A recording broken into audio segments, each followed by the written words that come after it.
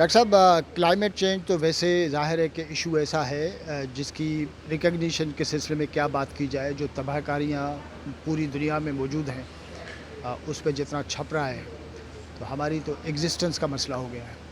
लेकिन ख़ास तौर पे पाकिस्तान में ये जो बारिशों का स्पेल है, उन्होंने बहुत सारे लोगों को के लिए बड़ा एक वार्निंग भी है कि जी ऐसी सिचुएशन कभी आ सकती है कि आपका सारा सब कुछ डूब जाए। सही बात राइट? आप क्या समझते हैं कि हमारे पास सिंध का प्रोविंस जो ख़ास तौर पे जिसका बैकबोन है एग्रीकल्चर, उसकी सस्टेनेबिलिटी की अभी क्या पोजीशन है और अब ये जो बड़ा चैलेंज आया है, उसके लिए क्या करने की ज़रूरत है? जी, ये सिंध जो है वो हमारा पूरा प्रोविंस जो है वो एरिड रीजन कहलाता है। हम एरिड रीजन उस इलाके को कहते हैं जहाँ पे सालियाना जो है हर साल वो 500 मिलीमीटर से कम बारिश हो, और वो एरिया जो 1000 से ऊपर हों वो हम ह्यूमिड कहते हैं। तो सिंध की सस्टेनेबिलिटी इंडस से है, क्योंकि यहाँ के इतना पानी है नहीं बरसात का जो हम अपने क्रॉप्स ग्रो करें और प्रोडक्शन लें, क्रॉप यील्ड लें। तो इंडस पे और इंडस के हम टेल एंड पे हैं। जब ज़्यादा बारिशें होती हैं तो हम डूबते हैं, जब कम बारिशें होती हैं तो हम यहाँ पे सूखा पड़ जाता है और हमें वो यील्ड नहीं मिलती। देखें, मई में और जून में हम आपस में जो प्रोविंसेस थे वो लड़ रहे थे कि पानी के मसले पे। अब ये है कि ये पानी जो है आप लें, पानी कहाँ करें। क्लाइमेट चेंज का वल्नरेबिलिटी के हिसाब से जो सिंध है वो आपको पता है कि वो हाईली वल्नरेबल है। वो लेस दैन 10, मेरे ख्याल में 7% पे है उसका वल्नरेबिलिटी। हालांकि यहाँ पे वो जो है जो ग्रीन हाउस गैसेज हैं उसकी इमिशन हमारे यहाँ निगलिजिबल है। ये कहीं और पे ग्रीन हाउस गैसेज इमिट होती हैं, लेकिन उसका जो फेस करना पड़ता है वो हमें करना पड़ता है। और सिंध मोस्ट वल्नरेबल प्रांत है पूरे पूरे पाकिस्तान में, और सिंध में भी specially the lower region of Sindh. तो इस मरतबा जो बारिशें हुई हैं ये ऐसे समझिए कि क्लाइमेट चेंज का एक तसलसल है, क्योंकि हमें पता है कि 2011 में बारिशें हुई थी और पूरा ये मीरपुर ख़ास डिवीज़न और हैदराबाद डिवीज़न डूब गया था और महीनों के महीनों वहाँ पे पानी खड़ा हुआ था। इस साल भी वही झलक हमें नज़र आ रही है। मैं अभी देख रहा था वो डेटा जो क्योंकि हमारे पास एक तो है डेटा की अवेलेबिलिटी नहीं है, अगर है तो रिलायबिलिटी, और हमें चाहते न चाहते हुए भी पाकिस्तान मेट्रोलॉजिकल डिपार्टमेंट की डेटा पे ही रिलाई करना, क्योंकि अदरवाइज़ हमें कोई ऐसे रिलायबल सोर्स नहीं है। तो जब हम वो डेटा एनालाइज में कर रहा था तो सिंध में बारिश की वेरिएबिलिटी बहुत है, क्योंकि पीएमडी दिखा रहा था कि जो उनका स्टेशन है एयरपोर्ट जो कोहसार की तरफ, वहाँ पे 1 मिलीमीटर बारिश थी, जबकि सिटी की तरफ वो 64 थी। यानी वेरिएबिलिटी देखें 4-5 किलोमीटर का फासला है। तो इस तरह से मेरी ये एक हॉबी है कि मैं इनको थोड़ा प्लाटिंग करता रहता हूँ स्पेशल डिस्ट्रीब्यूशन का। तो सिंध में अभी ज़्यादा से ज़्यादा जो बारिश है वो पडीदन की, as per PMD data Padidan में पड़ी है जुलाई और अगस्त में, और वो तकरीबन 800 मिलीमीटर है। सो अगर 200 मिलीमीटर हो जाए तो हम ह्यूमिड रीजन में, एरिड से ह्यूमिड की तरफ, सेमी एरिड ह्यूमिड भी नहीं, ह्यूमिड की तरफ कन्वर्ट हो रहा है। और सिंध पाकिस्तान पूरे में ह्यूमिड रीजन इज़ ओनली मरी। ठीक है, हम मरी की जितनी बारिशें जो वहाँ पे सालाना पड़ती हैं उसके करीब होने जा रही हैं। तो ये क्लाइमेट वल्नरेबिलिटी है। अब हम इसको कैसे मिटिगेट करें, उसका इम्पैक्ट को कैसे कम करें, और ये जो अभी ज़हमत बनी है इसको हम रहमत कैसे बना सकते हैं, तो उसके सॉल्यूशन हमें देखना पड़ेंगे। एक तो ये है कि हमारे यहाँ ये नेचुरल डिप्रेशन बहुत हैं, जैसे ठट्टा में आप जाएँ, लाड़काना में जाएँ, अपर रीजन में वो, और छठा रीजन में तो स्पेशली वो जो लेक्स हैं, वेटलैंड्स हैं, वो सेलाइन हैं। तो हम उनको रिवाइव करें।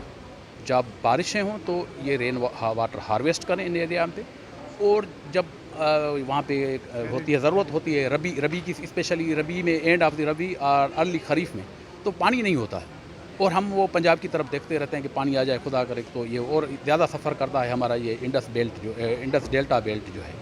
तो ये हम ये ऐसे भी कर सकते हैं। स्मॉल डैम्स पहले से बने हुए हैं कुछ, और लेकिन हमें वो बढ़ाना पड़ेगा, क्योंकि हमें कुछ पता नहीं चलता, कभी ड्राई स्पेल आ जाता है, कभी वेट स्पेल आ जाता है। जब वेट स्पेल हो कम से कम वो हम पानी इस्तेमाल कर सकें। दूसरा ऑप्शन ये है हमारे पास के जो मंछर है हमारी लेक, उसकी अभी कैपेसिटी है तकरीबन 0.7 मिलियन एकड़ फीट एट प्रेजेंट। अगर उसके बंस की हाइट बढ़ाई जाए तो ये 1.2 मिलियन एकड़ फीट तक जा सकती है। लेकिन क्वेश्चन ये होगा कि ये हम फिल कैसे करेंगे। एक तो ये है कि जिस तरह इस साल मानसून बारिशें हुई हैं तो काफ़ी पानी आया है, तो इस तरह से होता है। अदरवाइज अदर ऑप्शन है कि हर सालाना हम इसको कैसे भरें, तो उसका ऑप्शन 1960s में वापडा ने दिया था कि यहाँ पे 7 बैराज बनाएं। उनकी ये यहाँ पे वो सजेशन थी, तो वो मंछर को भी पानी देगा, जब पानी की शार्टेज होगी वही पानी जो है आएगा, और कोटरी जो बैराज के किनारे से उनको पानी है, लेकिन ये इम्प्लीमेंट नहीं हो सका। उसके क्या भी रीज़न है, पॉलिटिकल हों या कोई और थे, लेकिन वो इम्प्लीमेंट नहीं हो सका। तो उसके बजाय, उस बनाने के बजाय, लेकिन अब जो नया आया है सिंध बैराज का, वो डेल्टा पे, वो उसके अलग से इशू है, कभी उस पर बहस करेंगे। लेकिन ये है कि हम, और दूसरा ये है कि जो क्रॉप्स हैं कौन से होने चाहिए किस एरिया में, तो हमें जो एग्रो क्लाइमेटिक जोनिंग करनी पड़ेगी, तो उस पर डिपेंड करते, उसको देखते हुए हमें क्रॉप्स की सिलेक्शन करेगी, कौन से एरिया जो मोस्ट ज़्यादा वो रेनफॉल लेते हैं, कहाँ पे वो ड्राई स्पेल आता है, तो इस हिसाब से हम अपने पूरे सिंध की क्लाइमेटिक जोनिंग करें, और उसके बाद हम वो करें। और अच्छा, जब पानी की शार्टेज होती है, जब ड्राई स्पेल आता है, तो हमें ऐसे मेथड्स, आज की मेरी जो तकरीर है, प्रेजेंटेशन है, वो भी वैसे है कि कैसे पानी हम बचाएं, कंजर्व कैसे करें, क्या क्या ऑप्शन है, सिंध में कितना पोटेंशियल है कि वो जो हमारे हिली एरियाज हैं, जैसे कोहिस्तान है, काशो है, उभनछा हिल्स हैं, सखर की तरफ आप जानते हैं, उधर ये कारूंझर है, कि अगर इतनी बारिश हो जाए कितना हम पानी कलेक्ट कर सकते हैं। तो वो मैंने थोड़ी कैलकुलेशन की है। और दूसरा ये है कि ये जो अभी बारिशें हुई हैं, ये भी एक मैंने छोटी सी कैलकुलेशन की है कि ये इतनी बारिशें हैं, सपोज जो ऑन एवरेज जो है ना, सिंध की ऑन एवरेज दोनों जून और जुलाई और अगस्त की ऑन एवरेज अभी तक वो 450 मिलीमीटर पड़ी है। 450 इज़ अ ह्यूज अमाउंट। अगर ये 450 हम कन्वर्ट करें मिलियन एकड़ फीट में, तो ये मोर देन 50 मिलियन एकड़ फीट है, जो रिवर इंडस पूरा साल में देता है, उसका तकरीबन 45% ये आ जाता है। तो अगर इसका भी हम 0.1% भी सेव करें, तो हमें 4-5 मिलियन एकड़ फीट पानी बचा सकते हैं। लेकिन हमारे यहाँ वो प्लानिंग, वो स्ट्रेटजी, वो विजन नहीं है। तो ज़रूरत है, हमें ज़रूरत है कि वो हम कैसे करें, कि कैसे कंजर्व करें, ग्राउंड वाटर रिचार्ज करें। ग्राउंड वाटर हमारा, आपको पता है कि 80% एरिया का वो सेलाइन है। तो हम कौन से हॉट स्पॉट्स हैं वो जो हम सिलेक्ट करें, जहाँ से इस पानी को हम वो ग्राउंड में डालें और उसको हम वापस लें। एक टेक्नोलॉजी है वो इंडियन गुजरात में उन्होंने शुरू की है। हमारा जो नेबरिंग स्टेट है इंडियन गुजरात प्रोविंस, तो वहाँ पे उन्होंने शुरू की है। उसको वो कहते हैं गुजराती में bhungru. Bhungru is just like a hollow pipe. तो वो हालो पाइप की वजह से जब बारिश आती है, वो एक खड्डा बना लेते हैं, उसमें पाइप वो लगा होता है, और जब बारिश आती है वो कलेक्ट होती है और पूरा वो अंदर जाता है, और उसी पाइप में वो लगाते हैं ट्यूबवेल। जब पानी की शार्टेज वो निकाले, जैसे वो रिजर्वर बैंक हो ना, तो उस बंदे ने मुझसे कम्युनिकेट किया था कि हम सिंध में ये शुरू करें, क्योंकि उससे मुलाकात हुई थी मेरी नेपाल में। फिर वो वर्ल्ड बैंक उसको जो अपना UNO है उसकी तरफ से मेडल वगैरह मिले हुए हैं, उसके फ़ोटो वगैरह, उन्होंने बड़ा वो काम किया है। तो वो इम्प्लीमेंट यहाँ पे करना चाहता, लेकिन कुछ कंडीशन की वजह से वो हम आगे वो नहीं जा सका। लेकिन वो एक अच्छी टेक्नोलॉजी है कि जब पानी ज़्यादा हो तो उसको हम स्टोर करें कहीं पे, अंडरग्राउंड टैंक बहुत बड़ा हो। एग्जैक्टली, टैंक वो उसको करें, और जब ज़रूरत हो तो वहीं पे हम वो अपना कोई पंप, लिफ्ट मशीन या पंप लगा ले, तो वो निकाल ले और यूज़ कर ले। तो ये